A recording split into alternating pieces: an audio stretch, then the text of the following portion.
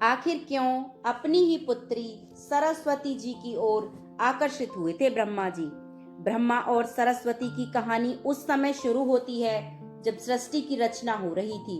हिंदू ग्रंथों के मुताबिक सृष्टि की रचना के लिए ब्रह्मा जी को और ब्रह्मांड के पालनकर्ता के रूप में हम भगवान विष्णु को जानते हैं। साथ ही भगवान शंकर को सृष्टि के संहारकर्ता के रूप में जानते हैं। मगर कमाल की बात यह है कि आपने पृथ्वी पर विष्णु और शंकर जी के बहुत सारे मंदिर देखे होंगे, मगर आपने कभी भगवान ब्रह्मा का मंदिर नहीं देखा होगा। पूरी पृथ्वी में भगवान ब्रह्मा की मूर्ति केवल भारत के पुष्कर में ही है। सरस्वती पुराण में भगवान ब्रह्मा और माता सरस्वती के विवाह की बात लिखी हुई है। इस प्रसंग के मुताबिक जब भगवान ब्रह्मा सृष्टि का निर्माण कर रहे थे तो सृष्टि के निर्माण को आगे रखने के लिए ज्ञान की आवश्यकता थी। इस वजह से अपने मन से उन्होंने माता सरस्वती का निर्माण किया। सरस्वती की कोई माँ नहीं थी, उनका जन्म भगवान ब्रह्मा के मन से हुआ है, इसलिए उन्हें ब्रह्मा जी की पुत्री भी कहा जाता है। ब्रह्मा जी ने सरस्वती को ज्ञान की देवी के साथ साथ सृष्टि का निर्माण और सृष्टि के अलग अलग जीव जंतु, पहाड़, जंगल, नदी आदि का निर्माण किया। इस निर्माण प्रक्रिया के दौरान भगवान ब्रह्मा देवी सरस्वती के रूप से आकर्षित हो गए। माता सरस्वती ज्ञान की देवी होने के साथ साथ रूप में भी बहुत आकर्षक थीं, मगर सरस्वती जी का जन्म ब्रह्मा से हुआ है। इस वजह से जब भगवान ब्रह्मा जी ने सरस्वती जी से विवाह की इच्छा प्रकट की तो देवलोक में उनकी बहुत निंदा हुई। हालांकि इन सब के बावजूद ब्रह्मा ने विवाह किया और लगभग 100 साल तक पृथ्वी पर जंगल में निवास किया। पृथ्वी पर सरस्वती के साथ ब्रह्मा जी जब निवास कर रहे थे तब उन दोनों से मनु नाम के पुत्र का जन्म हुआ। आगे चलकर मनु की संतानें ही मनुष्य जाति के पनपने का कारण बनी। भगवान ब्रह्मा के इसी व्यवहार के कारण देवलोक में निर्णय लिया गया कि ब्रह्मा जी की पूजा नहीं की जाएगी। सरस्वती जी ने ब्रह्मा को श्राप क्यों दिया? सरस्वती पुराण में बताया गया है कि भगवान ब्रह्मा ने सरस्वती को अपने मन से उत्पन्न किया था और माता सरस्वती की खूबसूरती पर मोहित हो गए थे। तब माता सरस्वती इस बात को समझ गईं। तब भगवान ब्रह्मा जी की नजर से बचने के लिए रूप बदलकर धरती पर आ गई थीं। मगर ब्रह्मा जी ने हार नहीं मानी और माता सरस्वती को खोज निकाला। भगवान ब्रह्मा माता सरस्वती के साथ शारीरिक संबंध बनाना चाहते थे और सरस्वती जी इसके लिए तैयार नहीं थीं। तब सरस्वती जी ने ब्रह्मा को श्राप दिया कि धरती का निर्माण करने के बावजूद धरती पर आपकी कभी पूजा नहीं होगी। ब्रह्मा और सरस्वती का संबंध क्या है? हिंदू धर्म में बहुत ही महत्वपूर्ण देवी देवता पूजा के पात्र हैं। इनसे जुड़ी किसी भी जानकारी पर भरोसा करने से पहले आपको वेद पुराण पढ़ने चाहिए। सबसे पहले आपको बता दें कि हिंदू धर्म की सारी जानकारी वेदों में दी गई है। हिंदू धर्म वेद से ही शुरू होता है। इसके साथ ही वेद में इस तरह की किसी भी देवी देवता का वर्णन नहीं है। हम जितने भी देवी देवता के बारे में जानते हैं उन्हें केवल पुराणों में लिखा गया है। अब आपको यह भी समझना होगा कि ब्रह्मा और सरस्वती के संबंध को लेकर जो जानकारी दी जाती है उसमें कहा जाता है कि इस जानकारी को सरस्वती पुराण से लिया गया है, मगर सरस्वती पुराण नाम का कोई भी पुराण हिंदू धर्म में मौजूद नहीं है। हिंदू धर्म में 4 वेद और 18 पुराणों की बात की गई है। इन 18 पुराणों में सरस्वती पुराण नाम का कोई भी पुराण मौजूद नहीं है। 18 पुराण भी उप पुराणों में विभाजित में भी सरस्वती पुराण नाम की किसी भी पुराण का जिक्र नहीं है।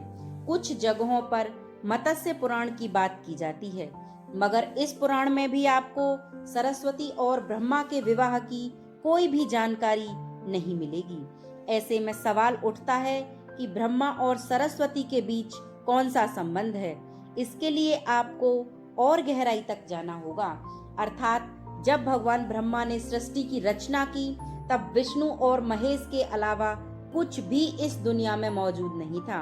अब ब्रह्मा जी को सृष्टि को आगे चलाने के लिए किसी भी पुरुष और स्त्री की आवश्यकता होगी तो उन्हें अपने मन से ही उसकी रचना करनी होगी। इसी वजह से भगवान ब्रह्मा जी ने माता सरस्वती से विवाह किया और तब ही मनु, जामवंत, सनत, सनातन, सनत कुमार, भृगु एवं अत्रि का जन्म अपने मन से किया और सृष्टि को आगे संचालित करने के लिए उन्हें पृथ्वी पर भेजा। इस पृथ्वी पर ज्ञान के संतुलन को बनाए रखने के लिए उन्होंने माता सरस्वती को अपने साथ रखा और साथ रहने वाली स्त्री को पत्नी का दर्जा दे दिया गया। सरस्वती ब्रह्मा की पत्नी हैं या बेटी? अगर ब्रह्मांड में मौजूद हर चीज की रचना भगवान ब्रह्मा ने की है तो बेटी हो या पत्नी, दोनों की ही रचना भगवान ब्रह्मा के ही द्वारा संभव थी। भगवान ब्रह्मा को अगर किसी के साथ विवाह करना था तो इसके लिए भी उन्हें किसी का निर्माण अपने मन से ही करना पड़ता और उनके मन से उत्पन्न होने के कारण का उनका रिश्ता बेटी भी लगाया जाता है।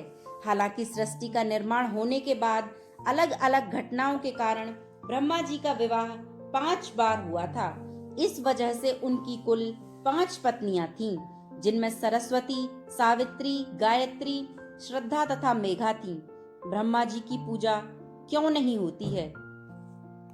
इस पृथ्वी पर आपने अक्सर भगवान विष्णु या भगवान शंकर के मंदिर देखे होंगे, परंतु भगवान ब्रह्मा का नहीं। आपको बता दें कि राजस्थान के पुष्कर में भगवान ब्रह्मा का एक मंदिर है। वह मंदिर 3 झीलों से घिरा हुआ है। प्रथा के मुताबिक सृष्टि का निर्माण करने के बाद वज्रनाभ नाम के एक राक्षस ने धरती पर खूब उत्पात मचाया था।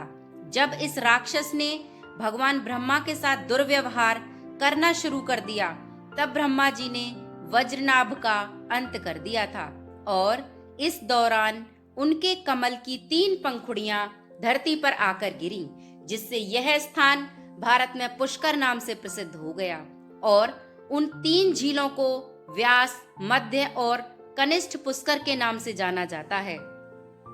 इन झीलों के निर्माण के कारण वहां पर एक यज्ञ करवाने का निश्चय किया गया। इस यज्ञ में साक्षात भगवान ब्रह्मा बैठने आए थे, मगर एक यज्ञ या पूजा पाठ में पति को पत्नी के साथ ही बैठना होता है। उस समय भगवान ब्रह्मा की पत्नी सावित्री थीं, मगर उन्हें आने में काफी विलंब हो गया था। बहुत देर इंतजार करने के बाद पूजा का मुहूर्त खत्म होने से बचाने के लिए भगवान विष्णु ने एक सुझाव रखा कि ब्रह्मा जी की शादी इसी पूजा के दौरान कर दी जाए। इस विचार पर सहमति दिखाते हुए नारद मुनि ने गायत्री नाम की एक स्थानीय लड़की को भगवान ब्रह्मा के साथ विवाह करने के लिए मना लिया। जब इन दोनों का विवाह हुआ और यज्ञ भगवान ब्रह्मा जी ने गायत्री के साथ संपन्न किया, तभी वहां माता सावित्री आ गईं और वह पूरी गतिविधि पर खूब क्रोधित हुईं। उन्होंने उस क्रोध में आकर भगवान ब्रह्मा को श्राप दिया कि धरती पर उनकी पूजा कभी नहीं की जाएगी। इसके बाद उन्होंने नारद जी को शादी के लिए लड़की खोजकर लाने के कारण श्राप दिया कि नारद आजीवन कुंवारे रहेंगे। जब माता सावित्री को पता चला कि यह विचार भगवान विष्णु जी का था, तब वे भी उनके श्राप से नहीं बच पाए। माता ने श्राप दिया कि वे अपनी पत्नी के वियोग में तड़पेंगे।